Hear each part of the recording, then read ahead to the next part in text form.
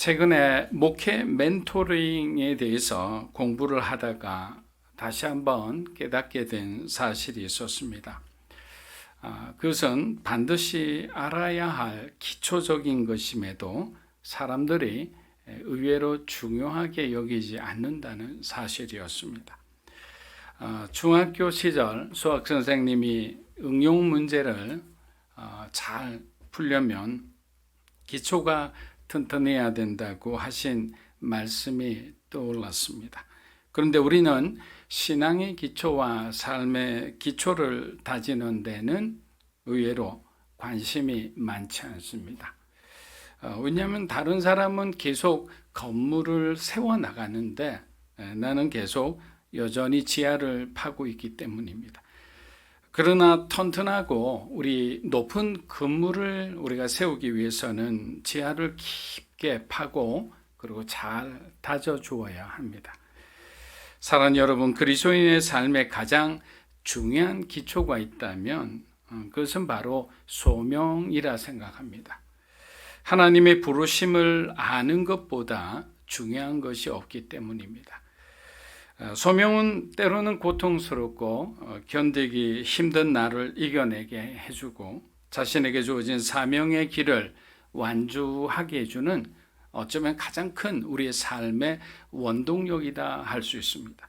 어떤 책에서는 소명을 이렇게 표현하기도 했습니다. 이 일이 아니면 내 인생은 아무 의미가 없다고 느끼는 것이다. 여러분에게 소명이라는 것은 이 일이 아니면 아무런 의미가 없다고 느끼는 것. 그러니까 할 수밖에 없는 거예요. 하기 싫어도 하게 되는 거예요. 피하고 싶어도 결국에는 돌아와서 그 일을 하고 있는 거예요. 이것이 뭐냐? 소명이라는 거죠.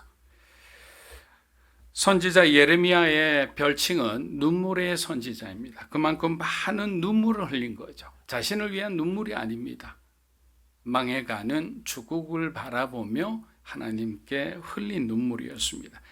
그는 자신에게 주어진 예언자의 사명을 힘들어했습니다.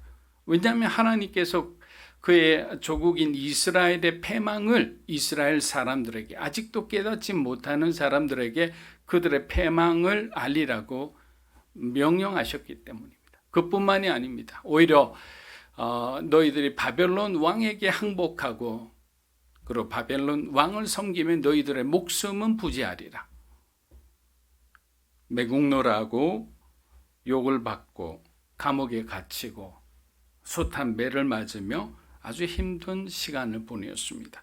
하나님께서 자신을 왜 이렇게 대하시는지 이해가 되지 않았습니다. 어떤 사람들은 조금 더 편안한 곳에서 많은 사람들에게 대우를 받으며 사역을 하는 사람들이 있는 반면에 또 어떤 사람들은 정말 어렵고 힘든 아무도 지지해 주지 않는 사람들 사이에서 외롭게 사역을 하는 사람들도 있기 때문입니다. 그러나 예레미야는 굴하지 않고 하나님께서 시키시는 대로 너희가 살려면 바벨론 왕을 섬기라고 당당히 말하기도 했습니다. 그런데 그가 인간인지라 힘겨워할 때 그가 고백한 아주 유명한 구절이 있습니다. 예레미야서 우리 20장 9절을 한번 읽어보겠습니다. 내가 다시는 여호와를 선포하지 아니하며 그의 이름으로 말하지 아니하리라 하면 나의 마음이 불붙는 것 같아서 골수에 사무치니 답답하여 견딜 수 없나이다. 여러분, 이게 소명입니다. 내가 정말 그의 이름으로 말하지 아니하리라고 내가 결심하고 각오하고 수없이 결단을 했지만 내 마음이 이미 그곳에 가 있는 거예요. 그 영혼을 향한, 그 사역을 향한.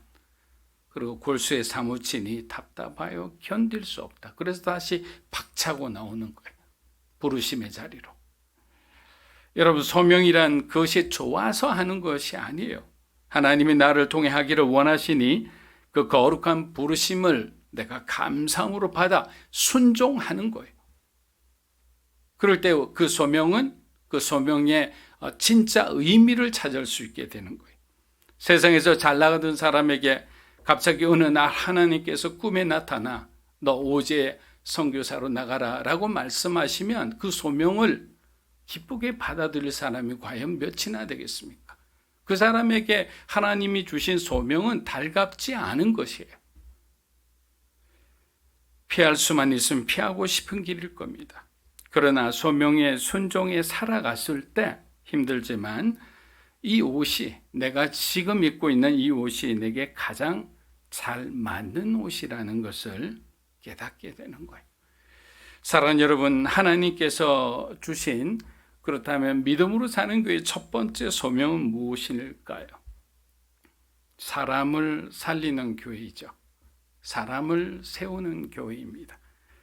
그렇다면 무엇으로 사람을 살리고 세울 수 있겠습니까?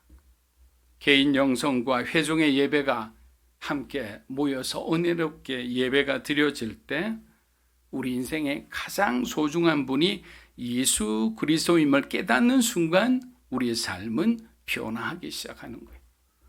예수님을 우리가 직접 만나는 순간 그분이 어떤 분이신지, 그분이 우리를 위해서 무엇을 했는지 우리가 그 영적인 그 깨달음이 있는 순간 우리의 삶은 새롭게 변해가는 거예요.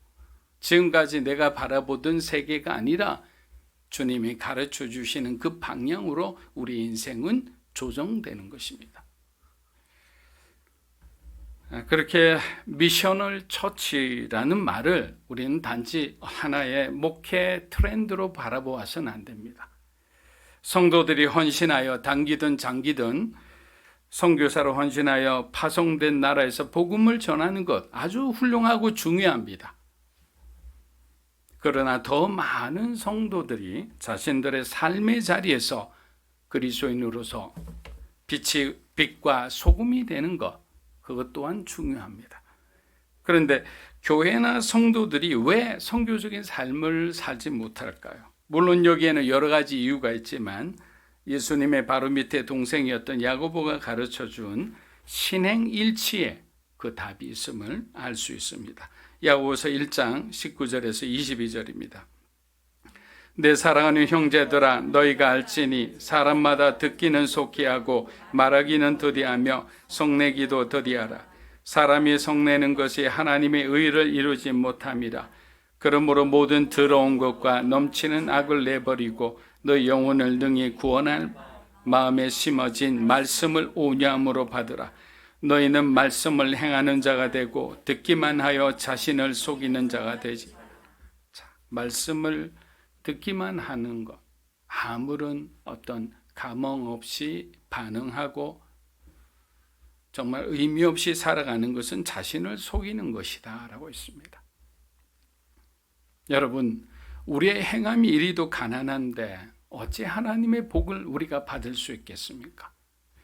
소명이 분명한 사람과 그렇지 못한 사람의 차이를 가장 잘 보여주는 구절 중에 하나라 생각합니다. 건강하고 믿음직스러운 교회가 되기 위해서 첫 번째 필요한 것이 소명이었다면 두 번째 필요한 것은 무엇일까요? 성령 충만함입니다. 여러분 한번 따라해 보십시오. 성령 충만함. 성령 충만한 성도가 성령 충만한 예배를 드리게 되면 변화가 일어나겠죠. 그의 삶에 새로운 도전이 주어지는데 그 도전을 우리가 뭐라고 얘기하느냐? 소명이라 얘기하는 거예요. 그래서 우리는 먼저 성령 충만한 상태를 잘 유지해야 되는 거예요.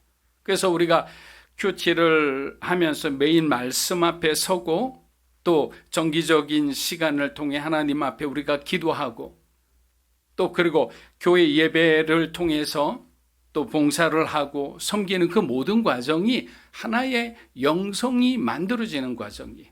그렇게 충만한 성령 충만한 영성이 되었을 때는 조금만 어떻게 될까요? 은혜로운 예배, 하나님이 움직이시는 예배 가운데 가도 폭발하는 거죠. 소위 이그나이트 되는 거예요. 불이 팍 터지는 거예요. 그런데 여러분, 성령 충만한 예배가 지금 드려지고 있는데 만약에 내 상태가 성령 충만하지 않다면 나는 전혀 은혜를 못 받고 돌아가는 경우가 많습니다. 물론 저도 많이 경험했어요. 과거에 제가 섬기던 그 교회에서 담임 목사님이 설교를 하는데 목회자들이 이렇게 우르르 같이 앉아 있는 곳에서 생각이 딴 데 가 있는 거예요. 예배가 은혜롭지 않은 게 아니었어요. 목사인데도 생각이 딴 데가 있는 거예요. 그러니까 중요한 것은 뭐냐? 성령 충만한 예배보다 내 삶이 성령 충만한 삶을 살아가는 것이 더 우선이라는 거예요. 왜냐하면 예수님께서 문 밖에 두드리고 계시는데 내가 응답하지 않았기 때문입니다.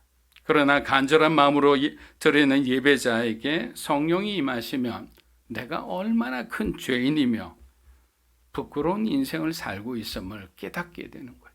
아무리 옆에서 부모가, 친한 친구가 우리에게 조언을 해줘도 깨닫지 못하고 마음속으로 저항하고 거부하던 그 모든 진실의 이야기들이 내가 은혜를 받으니까, 내가 예수님을 만나니까 그것을 인정하고 직시하고 새로운 삶을 향한 도전을 하게 되는 거예요. 사랑하는 여러분, 살아계신 하나님과의 만남은 우리의 모든 것을 변화시킵니다. 평생 동안 보이지 않던 하나님이 갑자기 커 보이기 시작한 거예요. 여러분, 세상의 문제가 더 커 보이고 하나님보다 더 커 보이면 어떻게 됩니까? 우리는 그 문제 속에서 두려움 가운데 살아갈 수밖에 없어요. 그런데 엄청난 문제가 우리 삶 앞에 턱하니 이렇게 마치 여리고성처럼, 마치 골리앗처럼 우리가 걸어가는 그 길을 방해한다면 처음에 그 문제를 바라볼 때 우리 마음엔 두려움과 불안과 걱정과 염려가 다가오겠죠. 그러나 그것을 문제를 바라보지 않고 그 문제를 다스리시는 하나님을 바라볼 때, 그분이 더 크게 보일 때 우리의 삶은 통과할 수 있는 거예요. 깨뜨리고 통과할 수 있는 거예요. 브레이크 스루 할 수 있는 거예요. 내 삶을 짓누르고 있던 상처와 아픔은 사라집니다. 삐뚤어진 나의 자아는 제자리를 찾기 시작합니다. 이러한 현상은 소위 성령 충만함을 받았을 때 나타나는 그런 현상입니다. 여러분, 성령 체험이란 성령님을 통해 예수님을 만나는 거예요. 궁극적으로 표현하면 그런 거예요. 성령 체험에서 은사 받았습니다. 성령 체험에서 내가 예언을 하게 되었습니다. 이런 게 아니에요. 성령 체험이란 체험의 궁극적인 목적은 뭐냐? 성령님을 통해 내가 예수님을 만나는 거예요. 나를 향한 예수님의 사랑을 느끼고 나를 구원해 주신 주님의 은혜에 감사하는 것이 성령 충만한 사람들의 모습이에요. 지난 과거의 죄된 삶에서 주님이 원하시는 거룩한 삶을 살기로 결단하는 것 또한 성령 충만한 사람들에게서 나타나는 모습들입니다. 많은 사람들이 성령 체험에 대해 잘 모르기 때문에 오해하시는 부분들이 많은데, 성령 체험은 소리 지르고 난리를 치는 가운데 임하지 않습니다.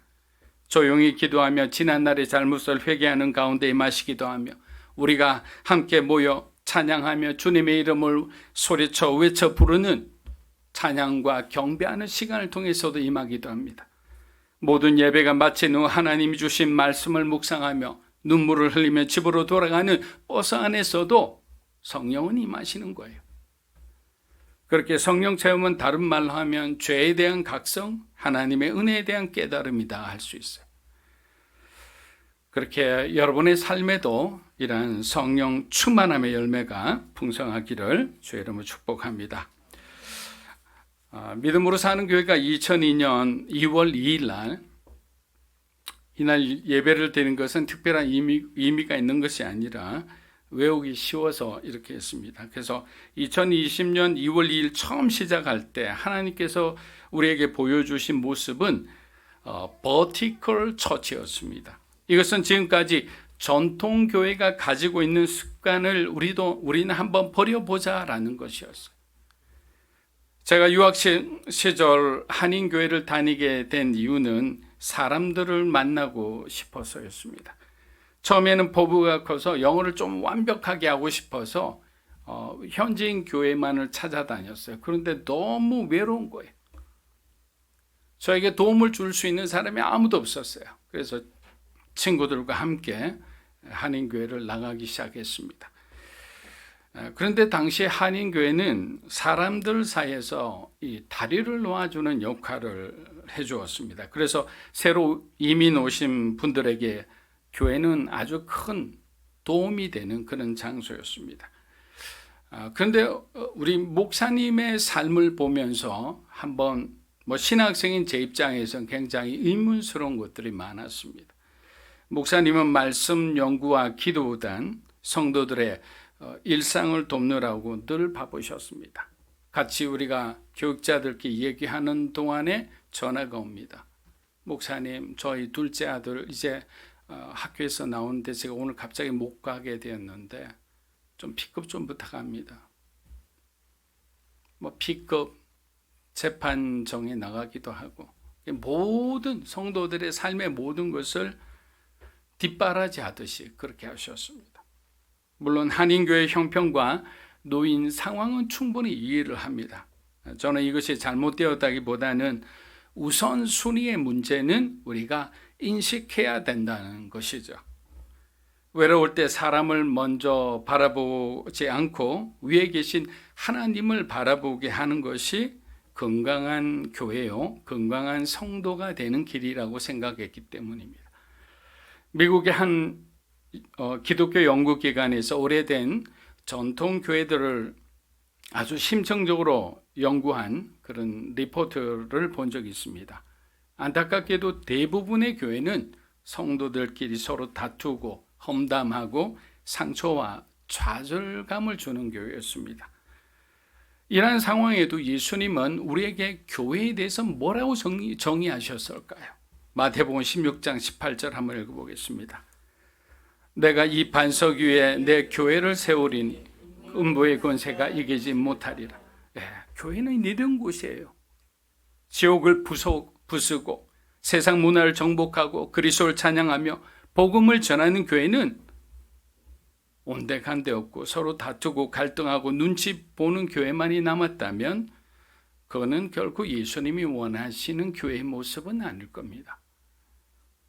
그렇다면 왜 우리 모든 교회가 비슷한 문제로 고민하고 있을까요? 여러분, 대부분의 교회는 이 수평적인 구조를 가지고 있어요. 그래서 목회자와 성도들의 관계도 늘 상담과 신방으로 이루어집니다. 목사는 자발적으로 성도들을 위로하고 격려하기 바쁩니다. 그런데 그때 주님이 그 목회자를 엄하게 꾸짖는 거예요. 뭐라고 꾸짖느냐? 너는 내가 해야 할 일을 왜 네가 하느냐? 그들을 내게로 오게 해야지 왜 네가 나에게로 오는 성도들을 가로막고 있느냐라고 하셨다는 거예요. 여러분, 이 말씀이 이해가 되셔야 되는 거예요. 목회자라는 것은 하나님의 역할을 대신하는 게 아니에요. 우리에게 주어진 역할은 복음을 전파하고 맡겨진 양을 이렇게 목양하고 가르치는 역할들이죠. 그런데 그 모든 성도들이 목회자로 오도록 이렇게 하면 목회자도 지칠 뿐만 아니라 성도들은 사람을 의지하게 되는 거예요. 가장 먼저 문제가 생겼을 때 무엇이 떠올라야 될까요? 여러분을 지금 당장 도울 수 있는 사람이 아니라 하나님이 떠올라야 되는 거예요. 지금 그것을 얘기해 주고 있는 겁니다. 처음 이거를 읽는 순간 저는 큰 충격에 빠졌습니다. 왜냐하면 저는 이렇게 하는 것이 지금까지 바른 목회라고 배웠기 때문입니다. 성도들의 아픔을 함께 느끼며 기도해 주며 격려해 주는 것이 목회자인 제가 해야 할 일이라고 생각했기 때문입니다. 그러나 이 버티컬 처치를 처음으로 만들고 버티컬 영성을 주장한 제임스 맥도날드 목사님의 경험에 따르면 우선순위 문제라는 거예요. 물론 그것을 다 해야 됩니다. 그러나 중요한 것은 우선순위, 하나님께로 먼저 가라는 거예요. 그리고 거기서 해결되지 않은 그 부수적인 문제들은 목회자가 상담을 통해서 그의 삶을, 그래서 모르는 지식이 모르는 부분에 대해서 이렇게 가르쳐주고 잘 권면하고 인도해 주는 거예요. 그러니까 우선순위의 신앙이 우선순위의 문제가 철저하게 돼 있는 사람들은 사람을 바라보지 않아요. 누구의 말에 의해서 휘청거리지 않아요. 신앙 자체가 막 흔들거리는 그런 어려움을 겪지 않아요. 왜? 하나님을 향해 나는 연결돼 있으니까, 주의 음성이 더 중요하니까. 100명의 사람들이 반대를 해도 하나님이 네 고하라면 다윗처럼 고할 수 있는 사람인 거예요. 그렇게 우리의 마음은 더 예수님께 가까이 가게 되는 거예요. 전도서 3장 11절입니다. 하나님이 모든 것을 지으시되 때를 따라 아름답게 하셨고 또 사람들에게 영원을 사모하는 마음을 주셨느니라. 그러나 하나님이 하시는 일의 시종을 사람으로 측량할 수 없게 하셨더라.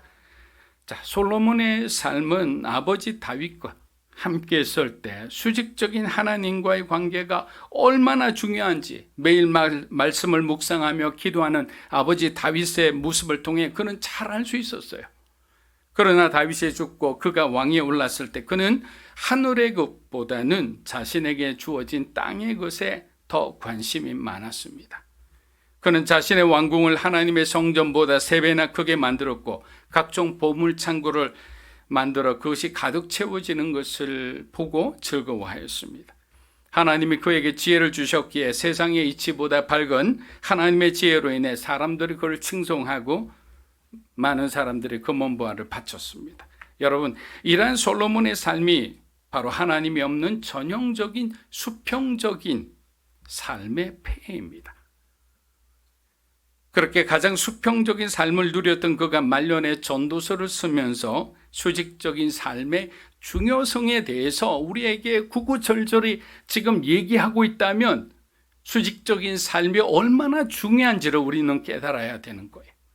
왜? 자기가 다 누려본 거야. 옆으로 세상을 바라보고 땅의 것을 보고, 그리고 인간관계를 중요시하고 정치적인 어떤 여러 가지 정약 결혼도 어마어마하게 했잖아요.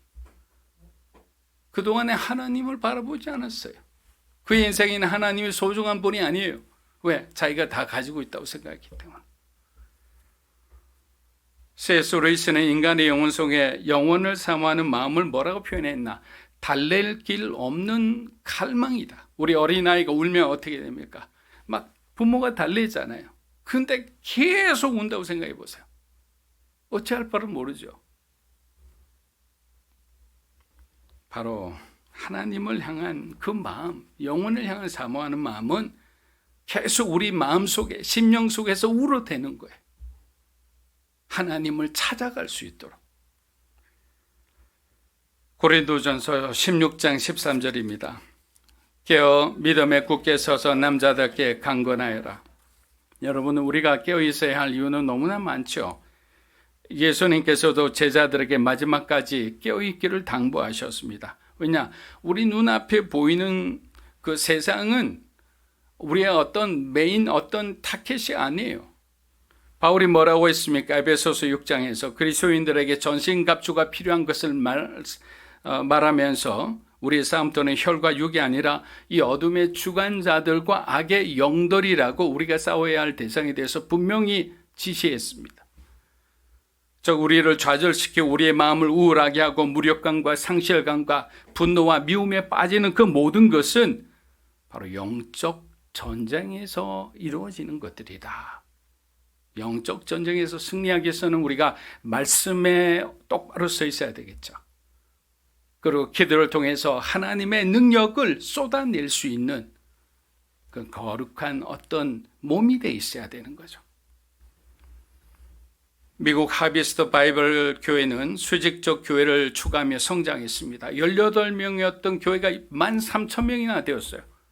그리고 한 곳에 모이는 것이 아니라 멀티 사이트 처치로 성장하기 시작했습니다. 여러분, 이 교회의 특징은 앞서 말씀드린 것처럼 수평적인 목회를 포기하고 수직적 목회, 즉 하나님 중심의 그런 목회를 선포했습니다. 처음에 쉽지 않았죠. 사람들이 막 그냥 저항을 합니다. 이상한 소리를 해요. 근데 그때 무너지면 안 되는 거예요.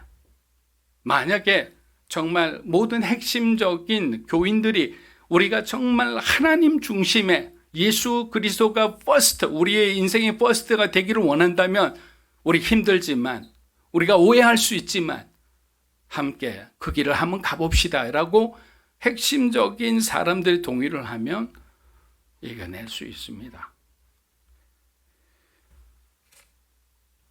수직적 구조의 교회와 공동체는 다소 시간이 걸립니다. 자기 자신이 아무리 열심히 하고 잘해도 주목을 받지 못하기 때문입니다. 수직적 구조에서는 하나님만이 영광을 받으시는 구조이기 때문입니다. 고린도전서 16장 14절입니다. 너희 모든 일을 사랑으로 행하라. 자, 말씀을 마무리합니다. 13절에서 바울은 용사와 같은 믿음으로 굳게 서서 주의 일을 감당하라고 권면했습니다. 그렇습니다. 용사와 같은 믿음으로 감당하지 못할 일이 어디 있겠습니까? 그러나 믿음만으로 교회를 이끌어갈 수는 없습니다. 목회를 하다 보면 믿음 좋은 사람이 필요하죠. 아주 추진력 있게 그 어떤 사역을 개발하고 만들어내는 사람들이 필요하다면, 한편으로는 따라오지 못해 뒤에 한참 처진 사람들을 위로하고 격려하고 그들의 손을 잡고 함께 이끌어올 사람들도 필요한 거예요. 그 사람들의 가진 사람은 사랑의 은사를 가지고 있는 거예요. 바울은 고린도전서 13장 13절에서 믿음, 소망, 사랑이 있는데 이 중에서 가장 소중한 것이 뭐라고 얘기했습니까? 사랑인 거예요. 여러분의 가정에 사랑이 넘치기를 축복합니다. 여러분의 삶에도 예수님의 그 사랑이 넘치기를 주의 이름으로 축복합니다. 그 사랑으로 우리는 남을 품고 용서하고 함께 갈 수 있는 거예요. 세상에는 우연이 있지만 그리스도인에게는 우연이 없습니다.